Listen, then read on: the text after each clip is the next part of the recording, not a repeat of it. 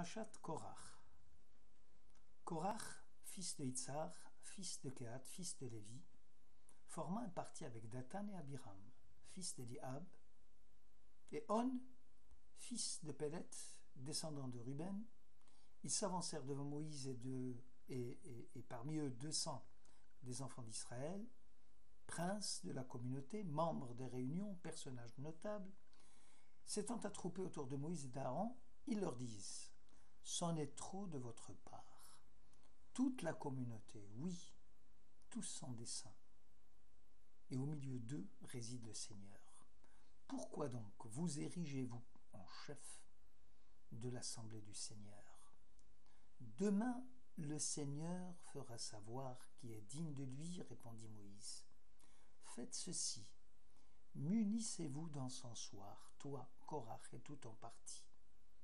Mettez-y du feu, remplissez-le des parfums devant le Seigneur. Demain. Or l'homme que distinguera le Seigneur, c'est lui qui est saint. Assez donc, enfants de Lévi. Nombre, chapitre 16.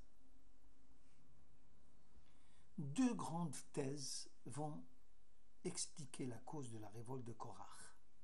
La thèse d'Ibn Ezra est celle de Nachmanite. Ibn Ezra soutient que cette section n'est pas à sa place. Elle serait plutôt en bonne place, là où Moïse, sur ordre de Dieu, décida de faire passer le sacerdoce de la main des premiers-nés à celui des Lévites. Les premiers-nés exigèrent de Moïse que l'on revienne au statut antérieur, accusant Moïse d'avoir agi par intérêt personnel, puisqu'il est de la tribu de Lévi, et par népotisme envers ceux de sa famille. Compte tenu des positions sociales privilégiées octroyées ou qu'il s'est donné à la tribu de Kehat, Korach était l'aîné de ses frères, ainsi que les princes des communautés qui l'ont suivi. Tous avaient ourdi le complot contre Moïse, voulant régler leurs différends avec lui, toute la communauté, son dessein, à mettre en parallèle avec l'impératif divin « Sanctifie-moi tout premier-né ». Eux prétendent toute la communauté sans des saints. Il n'y a pas que les premiers-nés. Aussi Moïse leur suggéra de prendre des encensoirs en vue du culte dans le temple, comme ce fut le cas lors du sacerdoce, assuré par le premier-né avant le péché du veau d'or. C'est alors que le choix de Dieu s'exprima clairement en faveur d'Aaron et de ses enfants.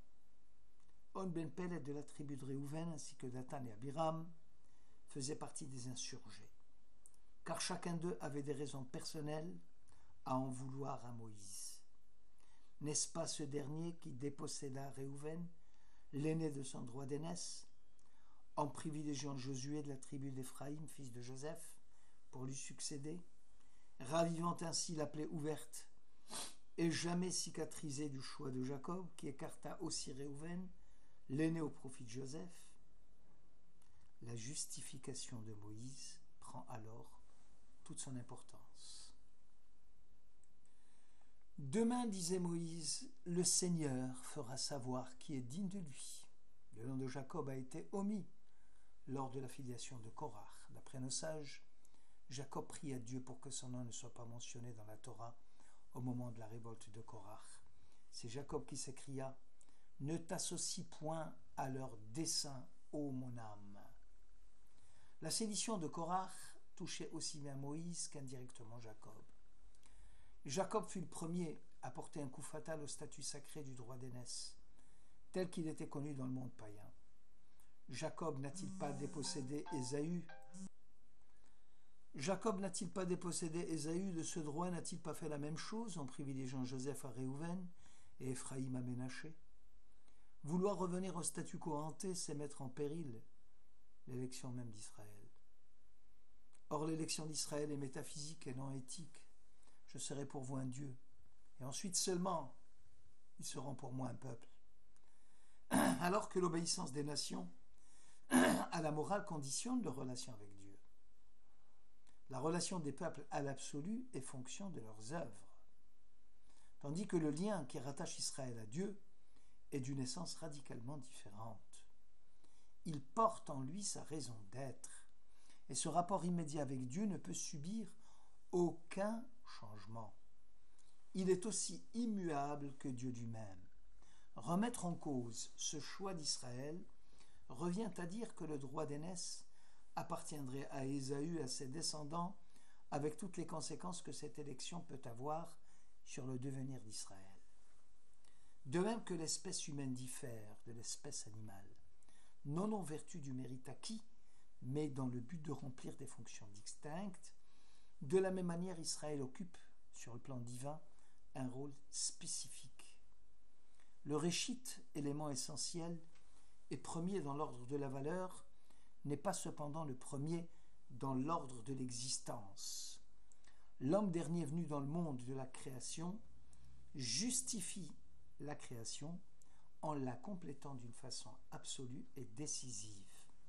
Israël est le dernier né des nations du monde. Par son apparition, il permet à l'humanité de s'engager dans la voie de l'aventure avec Dieu. En omettant le nom de Jacob, la Torah met en pièces toute l'argumentation de Korach. Si le choix de Jacob n'était pas bon, alors votre statut d'aîné, aussi Korach, n'a aucun sens. Demain, le Seigneur fera savoir qui est digne de lui. Celui qui distingue le jour et la nuit saura distinguer Israël et les nations, ainsi que Aaron et les autres coreligionnaires. La révolte de Korach est une remise en cause de l'élection d'Israël. Or, la nature d'Israël est radicalement différente de celle des autres peuples. Son essence et le fondement de sa mission sont d'être les témoins de l'absolu, et la nature même de l'union est immuable.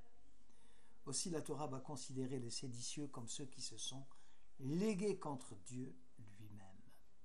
Voilà donc la thèse défendue par Ibn Ezra. Namanite. Lui considère que la cause de la sédition est à mettre au crédit du châtiment lourd infligé au peuple à la suite du péché des explorateurs. Cette sanction, dont le but est l'élimination physique de toute la génération du désert, fut le catalyseur de toute explosion sociale à venir. Le camp des mécontents ne cessa de grossir, et la déception du peuple fut à son comble. Korach et sa bande ne digéraient pas leur mise à l'écart au profit d'Eltsaphan, fils de Uziel. Dathan et Abiram protestaient bruyamment contre la sortie d'Égypte, puisque le désert sera toute la sépulture de toute la génération d'Exode. Les premiers-nés étaient amers d'avoir été écartés du sacerdoce. La poudrière était prête à exploser et tous les ingrédients de la révolte étaient réunis. Hatam Sofer, reprenant l'argumentation de Nahmanide, l'explicite davantage. Le changement brusque et violent de l'ordre établi réclamé par les insurgés était motivé par les intérêts différents, voire même contradictoires. Korach contestait l'organisation politique et spirituelle de la société. Pour lui, Moïse est un usurpateur. Il a confisqué à son avantage le pouvoir exécutif et temporel, la royauté et le spirituel, en faveur des fils de Kehat, laissant de côté les enfants de Itzhar et de Hébron. Pour Korach, le partage du pouvoir aurait dû être équitable. La royauté étant dévolue à l'aîné des fils de Kehat, Aaron, le sacerdoce à l'aîné des fils de Itzhar, Korach, et la fonction princière au fils aîné de Hébron. Les 250 fils aînés mutins contestaient le choix des Lévites qui s'était fait à leur détriment. Dathan et Abiram rejetaient toute mission de Moïse, la sortie d'Égypte, la théophanie, contestant ainsi l'allégeance même à Dieu. Le dénominateur commun à tous les insurgés, c'était le rejet de Moïse, et non l'établissement d'un nouveau projet de mission qui obéirait à l'injonction divine. Abrabanel considère que la section de Korach est une suite logique à l'épisode des explorateurs. Dathan et Abiram montreront leur outrecuidance en désignant le pays d'Égypte comme la contrée où coule le lait et le miel, alors que cette appellation contrôlée est réservée à la Terre Sainte. Nous n'irons point en Terre Sainte, lance-t-il à l'adresse de Moïse. Nous avons souhaité avoir un champ, une vigne dans la réalité quotidienne. Et tu nous as promis une terre virtuelle, un monde d'avenir imaginaire et abstrait. Tu nous charges de mitzvot, liées et applicables à la terre d'Israël. Tes pratiques destinées à créer les utopies, à produire des effets, n'ont plus cours parmi nous. Crèveras-tu des yeux à ces hommes, nous n'irons point. Dathan et Abiram tournèrent en dérision les mitzvot applicables en terre sainte, comme celle de ne pas labourer avec un attelage formé d'un bœuf et d'un âne, ou de laisser le coin du champ aux pauvres, ou de prélever la trouma, et la dîme, ou encore de donner les prémices de la toison au Kohen. Plus proche de nous, le Admour de Lubavitch soutient l'idée chassidique qui consiste à descendre dans le monde de l'action pour le sanctifier par la sainteté de la Torah. L'homme affirme sa force en ne quittant pas ce monde, en ne se réfugiant pas dans une sphère abstraite et pure. Il doit faire descendre la gloire divine et la sainteté dans le cadre de l'espace et du temps, dans le domaine limité de l'existence terrestre. L'homme est étroitement lié à la matière, à la sensibilité, au concret. Comment peut-il les fuir ? Dathan et Abiram ainsi que les mutins pensaient qu'une telle descente dans le monde de l'action constituait une chute spirituelle, passer de la récolte de la manne à la culture du blé et à sa transformation en pain, avait quelque chose de dégradant pour l'homme, dès lors que la conception religieuse ne se situe plus au niveau des séraphins et des anges. En quoi Moïse et Aaron sont-ils utiles à la communauté ? Une religiosité qui recherche un royaume terrestre et qui n'est plus dans les cieux n'a plus besoin d'une aristocratie religieuse et de personnalités charismatiques, puisque l'élection de personnalités faisant le lien avec des êtres surnaturels devient à leurs yeux inutile. Les explorateurs avaient tort de penser que l'homme doit s'occuper uniquement du monde des émanations, de s'arracher aux limites étroites de la sensibilité vers de larges espaces de l'existence transcendante, limpide et pure. Korach et sa bande n'avaient pas raison de penser que faire descendre la transcendance dans notre monde et la transformer en pays de la vie porterait atteinte à l'homme supérieur qui est orienté vers un monde tout entier voué au bien. La vérité est qu'il s'agit de produire un effort pour faire descendre le monde éternel dans notre univers, sans se rebeller contre l'ordre de la réalité, sans chercher abri dans un monde supérieur. Si l'on cherche une vie religieuse authentique, c'est du côté de la vie concrète et terrestre qu'on la trouve. C'est vers la vie corporelle, sous tous ses aspects, qu'il faut s'orienter.